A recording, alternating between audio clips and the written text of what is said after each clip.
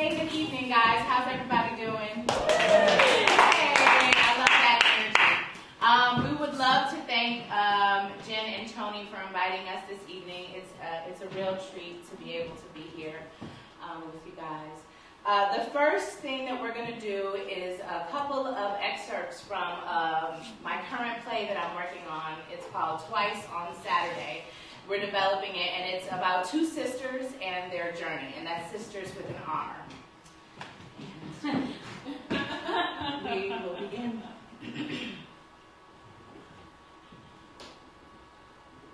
They come crowding round me, laughing, asking me if I miss my mama, grabbing at my clothes, watching my eyes, praying they might be lucky enough to witness a tear or two. They became a circle around me, 8 of them, with faces that could have been mine, were my sisters. Faces I know well, faces of my kindred. They was hungry to fight me, for nothing that I've done, for who I am, for the shameful death of my family. I was turning in a circle, trying to keep my eyes on all of them, not knowing where to put my hands. I ain't never been jumped by that many girls before. One of them had a can of red spray paint. Said they came to tag me. Time to give me my red X. All of them came at me at once. I don't even know who did what. All I could see was brown fists, brown arms, hands like claws, and the bottom of sneakers, the Nike swoosh coming into my chest, the Adidas leaf crushing my ear. You would think that they was giving out money for whoever could be the most brutal. The way it went down, the way we pulled on each other's flesh like it wasn't attached to a living thing at all. The way we got to working, concentrating on harming perfectly. Could none be heard but our breathing, our grabbing, our tearing and tugging. Nobody needed to be persuaded, egged on, coached. It was like we were trained for this moment. The sky was on my feet, and I was sucking on bloody air. When winter came crashing in on summer, and the seasons double-dutched over our heads, until winter got fed up with the game and sent some of his wind on us. Who was that? God? Mama. Who whipped that bitter, icy wind on all them bare legs and tank-top arms, pushing their birds back into their mouths, unballing their fists, pulling their hands away from me unto themselves, taking their eyes off me and putting them on the sky. And they knew it was a message as much as I did. Scared them enough to send them running home, barely able to bend their legs. They were so stiff with goosebumps in the middle of a July afternoon. Is that you, Mama? You got my back way up there? Shit, somebody do. Them bitches could have killed me. My body has been a burden since I was 6. I got breasts when I was 6. Not real breasts, not perky domes. No, I got sluggish weights that rested on my belly. A belly that busted buttons and rippled as I walked. I couldn't run. My legs wouldn't unstick to run. Even at 6. Boom, boom, boom. As I walked, as I moved, the kids, they go, boom, boom, boom. Behind my back, in the halls, on the streets. Boom, boom, boom. They're laughing. My daddy, my sisters, my aunts, my uncles, my neighbors, they all told me, stop crying about it. Stop crying about Crying ain't gonna fix shit. Crying ain't gonna You need to beat their ass. gonna stop picking on you. You'll see. So I learned to make the perfect fists. Hard, tight, heavy, like a rock. And I practiced my punches everywhere. You know, practice sideways punches and punches from the air and punches from the ground. But nobody ever got me on the ground. Punches were too strong, too perfect for that. The first one to get it was Dwayne Parker. He was 12, I was 10. We was in front of the building when he started in on that boom, boom, boom shit. I went straight for his face. I worked on it real good. I busted his lip, broke his teeth, shifted the bloody nose on his crying face.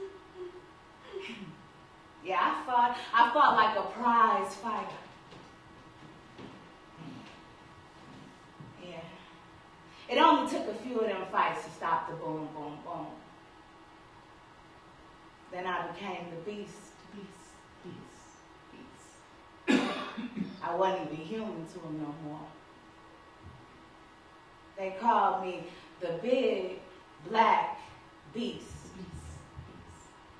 Without laughter this time. With fear. Even the teachers were scared of me.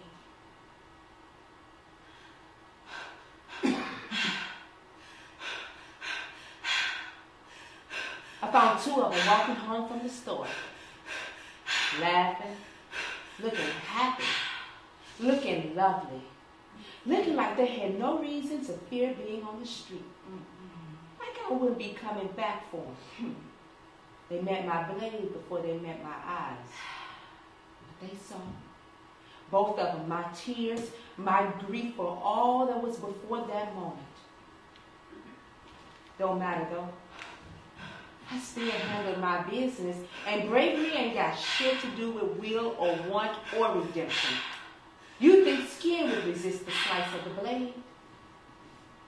But it did.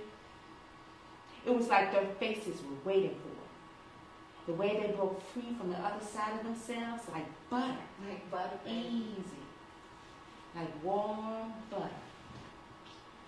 I cut their faces. From the top of their foreheads down to their chins in a smooth vertical slice that made each of their lips 4 instead of 2. Like butter. Like butter, baby. He went more places. The blade into their bodies. I don't know where. By that time, I was fighting, falling over groceries and just cutting, sticking, splitting any parts of them in my path. They know it was me. Not that I was hiding.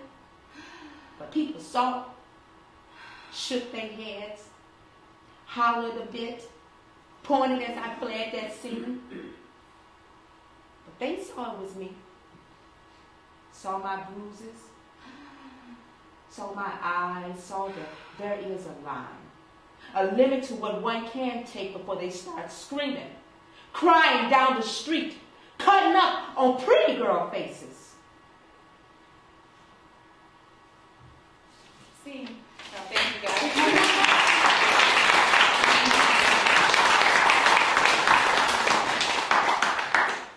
So yeah, that's part. This is just a small excerpt of a piece that I'm working on right now called Twice on Saturday. And then we just wanted to end this evening with taking a moment to think about our brothers and sisters, our neighbors who got affected by the tornado this last week. I'm not sure how many of you guys have heard about that, but Maryville and some of Indiana got totally wiped out. I think the tally right now is 37 people who lost their lives, and countless others who are putting their pieces back together. So, you know, when things like that happen, I think for us it's, you know, we don't realize how lucky we are to have the people who we love and the things that we love and cherish. To know that we're going to go home and they're still intact is such a blessing. So this last song, we just wanted to send out to all the folks that are putting their lives back together. Precious Lord, take my hand, lead me on, let me stand.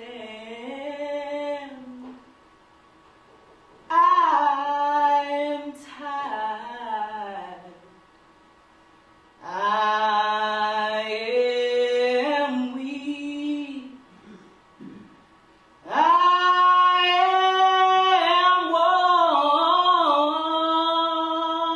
worn through the storm,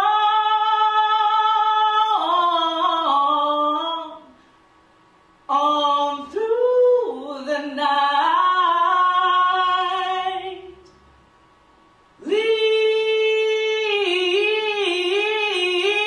Lead me on to the light and take my hand. Precious Lord, and lead me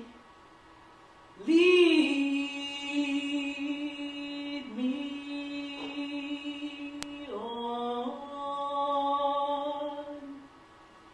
Thank you, God.